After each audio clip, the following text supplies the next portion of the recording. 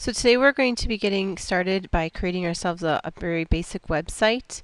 You'll see right here I've got a very blank screen going on. The size of the screen is currently set to 550 by 400, which obviously is incredibly small for most websites these days, but for the sake of the example, we'll keep it nice and small. The first thing I'm going to do is create myself a very basic button.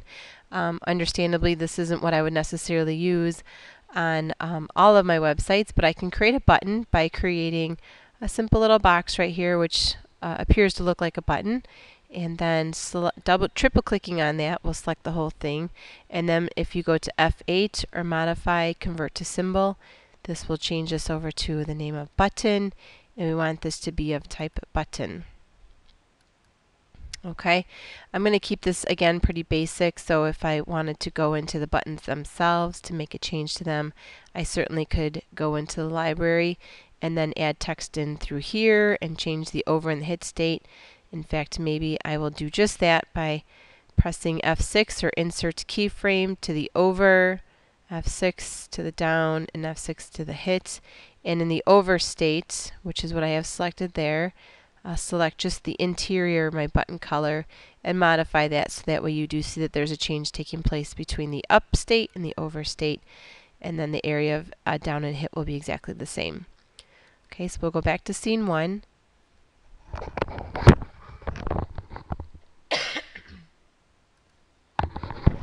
Excuse me.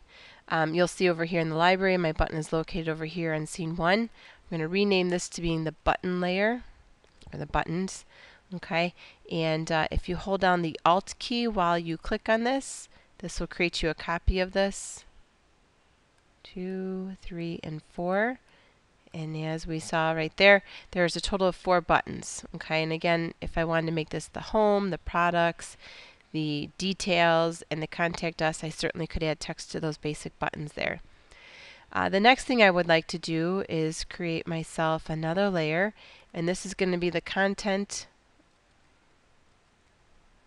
layer, which is where you would typically see the content of your particular website. So to illuminate, so to speak, the content area, I'm going to create myself a very basic, let's go with a slightly yellowed background without any kind of borders assigned to it, so you can basically see the area in which the content would appear for this particular web page. That is where the content would go. Up here, of course, if I wanted to put a logo and a page header, I certainly could do so. And likewise, let's, while we are at it, add in a footer. Add this down here. And on the footer, we'll put in some text. The footer layer, let's make sure we can see the color of it. Change it to black. Please visit us at, and we'll go with Joliet Junior College. Press enter. Go with the copyright 2012. Okay. Let's select all of our data there and center it just to make it look somewhat pretty there. Alright, perfect. So pretty happy with that. We'll put this down here underneath here, and we'll utilize this in a little bit later on in the lecture today. Alright, so far we've got 3 different layers. The footer is on its own, the content is going to be this layer right here, and the buttons are on their own layer. The next thing I need to do is create something called a layer names. And the layer names layer basically is going to allow us to identify that this area right here is the home page, and then when I click on this button right here, it's going to be page 2, which again could be the products page, and this area will update, and then this page would be page 3, maybe that's the details of the products, and then this one could be page 4, which again could be the contact us page. So in order to create ourselves layer names, you'll see right here in frame 1 of the layer name layer, and again this has to be on its own layer, a blank keyframe is already put in place and the label is missing, so we're going to call this the home. And I'm going to capitalize my letter H and then lowercase the rest of them, and I'll be consistent with that in my naming conventions from here on out. Okay, now the way a website works, it's not like a movie which we need to figure out the speed in which the website needs to be displayed. It basically, as you know, a website will jump to the next page and jump to the next page upon the clicking of a button. So where I put the next layer name is completely arbitrary. It really doesn't make a difference. I'm going to choose frame 10 because that'll give me nice spacing here to see the word home when I add another frame in here. So at frame 10, I can insert a blank keyframe, which is the F7 key. You'll see everything will disappear, which is absolutely fine. We're going to call this page 2, P-A-G-E, capital P, and then 2. And likewise, I'm going to continue this little process by inserting another blank keyframe at frame 20. We'll call this one page 3, and then go to frame 30. Blank keyframe, F7 again. Call this one page 4. No spaces in these.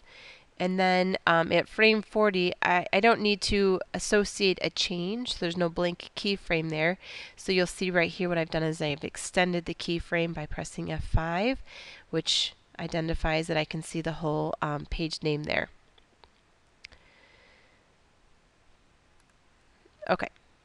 The next thing we're going to do is add ourselves an actions layer. So I'm going to add an actions layer. And the first thing that we'll probably want to add in, if you haven't thought about this, is a stop. Otherwise, at this point, we're going to hit frame 1, and then our movie, because Flash plays movies, will continue to go through frame 40 with nothing actually being displayed in those frames. So let's go and press the F9.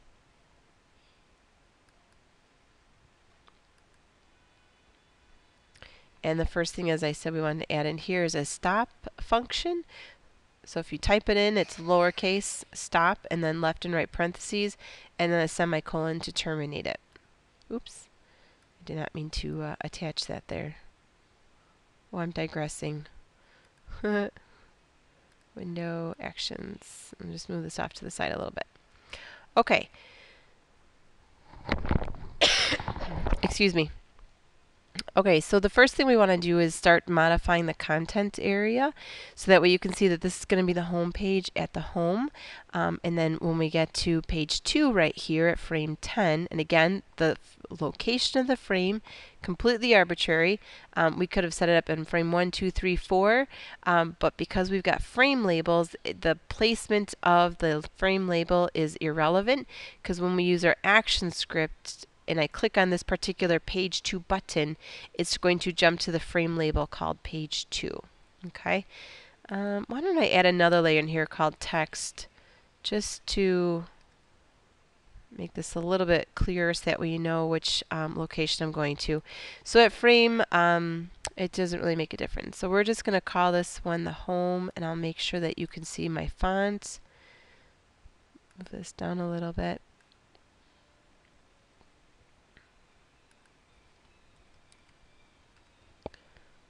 Change the font size a little bit so you can see it. And then we'll move it up a little bit. Awesome.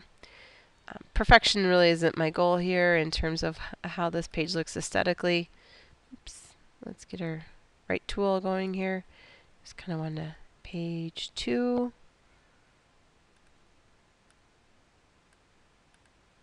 Let me go to page. Whoop! I switched layers. Okay, so I'm going back to the text layer. Page 3. Still on the text layer. And then I'll insert another piece of text here. This will be page 4. So now we know exactly what we're talking about. And while we are at it, I might as well Alt drag this over here to the home page. I don't know if you can see that right there, but Alt drag again will create a copy of it. And because I'm on the home layer, oh, I don't really actually want to do that. Scratch that, I deleted it. Okay. So now that I'm going to go down to the content layer, the content again is focusing on this yellow area right here. And you'll see at home, I'm going to display the home content. So then when I get to frame 10, I want to switch over to the content that's going to be displayed for frame or for page 2. Okay, so F6 will copy the previous frame and paste it here, allowing us to make changes. Once again, I'll do this at page 3, page 4, F6, F6, F6. That's inserting a keyframe. And then at frame 40, there's no change taking place, so I simply will extend it by inserting a frame, which is simply the F5 key. Okay, we've lost the footer the whole way through, so I'm going to extend the footer by pressing F5 to extend it. Likewise for the buttons, I'm going to press F5 to extend those. Okay, now if you haven't figured out how we're setting this up so far, you'll see that the buttons are making no changes throughout. So if later on I decide to change the font or change the color of a particular button, I don't need to do it for page 1 and make the same change for page 2 and make the same change for page 3. The buttons are all located, they've been added one time, so if I need to make any changes to this, the text is right here. Put that closer to the button. Any kind of changes I need to make on the button layer, I certainly can do so on the text, and it will change it for the whole website, not for each individual web page. I'm going to save this file.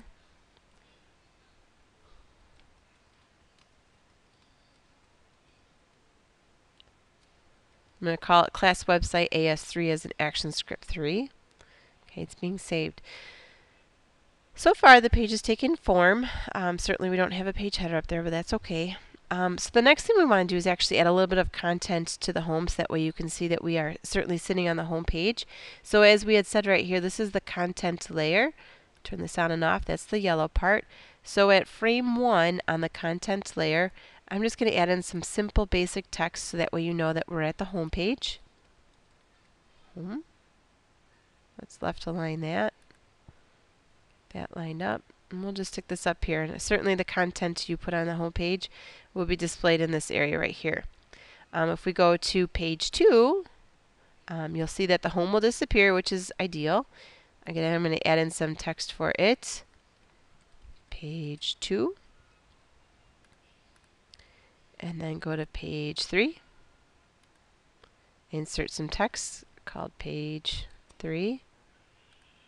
And then go to page 4. So once again, I'll insert text on page 4. So that way you see as we go through and scrub through these pages, I don't line up at all, you'll see that we actually are changing pages. Okay, so let's add in some action script and start identifying the buttons themselves, so that way we can start talking to these various web pages. If I press Control Enter at this time, because I put that stop function in there, it simply will just sit at the home page and just sit there and wait. So Control Enter is what I've done. And well, isn't this great? Flash is not responding. Alright, I'm going to pause real quick and get my computer fixed up, and we'll pick up from where we left off.